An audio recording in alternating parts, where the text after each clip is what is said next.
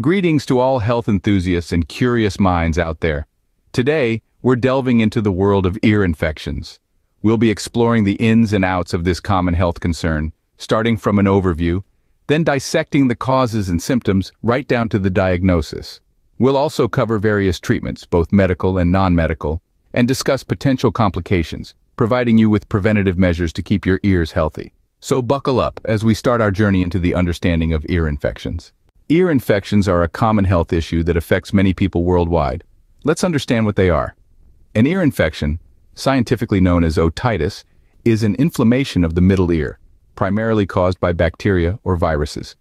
It's a condition that strikes individuals of all ages, but children are especially susceptible due to their developing immune systems and smaller eustachian tubes. Ear infections are prevalent and aren't something to be overlooked. It's estimated that 5 out of 6 children will have at least one ear infection by their 3rd birthday. Adults, too, are not immune. Understanding ear infections is crucial as they can cause significant discomfort and in some cases lead to more serious complications. They're often a source of severe pain, temporary hearing loss, and can even impact balance. So it's not just about the inconvenience of a stuffy ear, it's about overall health and well-being. Now that we know what an ear infection is, let's explore what causes it. There are various factors that can lead to an ear infection. Let's walk through some of the most common culprits.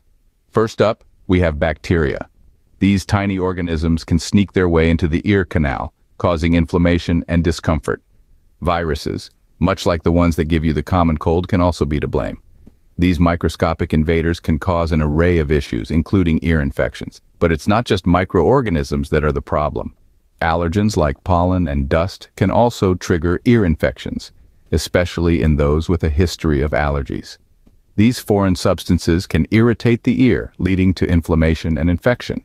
Even changes in pressure, such as those experienced during a flight or while scuba diving, can lead to what's known as barotrauma, another cause of ear infections. Understanding the symptoms of an ear infection is crucial to early detection and treatment. Let's dive into that next. The symptoms of an ear infection can range from mild discomfort to severe pain. Ear infections often start as a nagging annoyance, a slight discomfort. But don't be fooled, as these can progress into a throbbing, unbearable pain if left unchecked. Some of the most common symptoms include a feeling of fullness in the ear, like it's stuffed with cotton. You may also experience a sharp stabbing pain that's persistent or comes and goes. Other telltale signs include an inexplicable loss of hearing or a constant ringing, known as tinnitus. Children may even exhibit non-auditory symptoms, such as a fever or irritability. In severe cases, there may be a discharge of fluid from the ear. It's important to note that these symptoms can occur in one or both ears. Now, on to the diagnosis. When you visit your doctor with these symptoms, they'll likely start by asking you about your medical history and conducting a physical examination. This usually involves using a special instrument called an otoscope to peer into your ear. They're looking for any signs of inflammation, redness, or fluid behind the eardrum. Your doctor may also perform a tympanometry.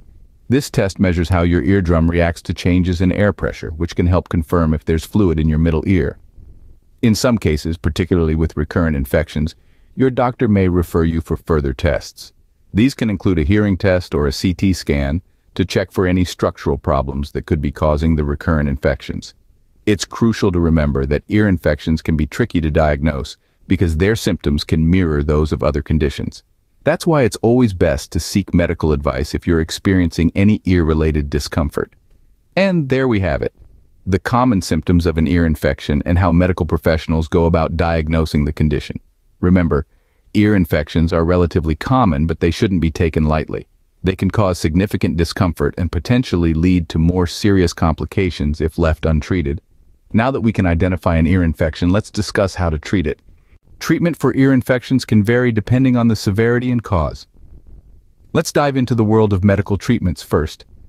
Antibiotics are often the first line of defense, especially for bacterial infections.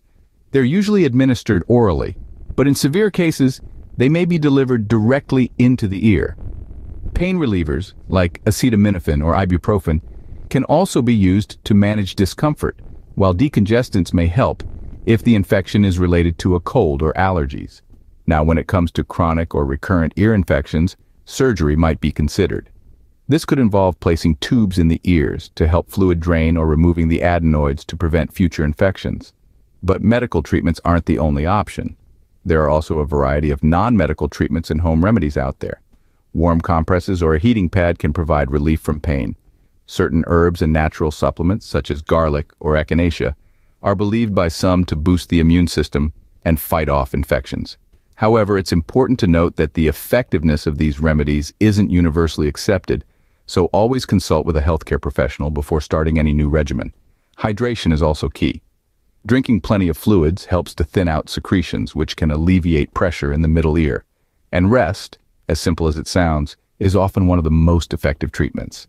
The body is able to fight off infection best when it's well rested. Keep in mind, though, that these treatments are about managing symptoms and aiding recovery, not about providing an instant cure. Patience is an essential part of the healing process. And remember, always consult your doctor or another qualified healthcare professional for personalized advice. They can help you navigate the complexities of treatment, taking into account your specific symptoms, overall health, and any potential complications or contraindications. While treatments are important, understanding potential complications is equally crucial. If left untreated, ear infections can lead to serious complications. Ear infections are more than just a painful nuisance. When not properly addressed, they can give rise to a host of unpleasant and even dangerous complications. One of these is mastoiditis, an infection that invades the mastoid bone behind the ear. This can lead to a breakdown of the bone and, in rare cases, even cause a brain abscess. Middle ear infections can also lead to a condition called cholesteatoma. This is a skin growth that occurs in the middle ear, often as a result of repeated infections. Over time, it can lead to hearing loss, balance problems, and facial muscle paralysis. Then there's labyrinthitis and meningitis, both severe complications. Labyrinthitis is an inflammation of the inner ear that can lead to permanent hearing loss and balance problems. Meningitis, on the other hand, is a potentially life-threatening condition where the membranes surrounding the brain and spinal cord become inflamed. So, it's clear that ear infections are not to be taken lightly. But what can we do to prevent them? To start, maintaining good hygiene is crucial. Regularly washing your hands can ward off many of the viruses and bacteria that cause ear infections. Also, try to avoid close contact with sick individuals, as ear infections can spread through coughs and sneezes. Using earplugs when swimming can help prevent swimmer's ear, an infection that can occur when water gets trapped in your ear canal.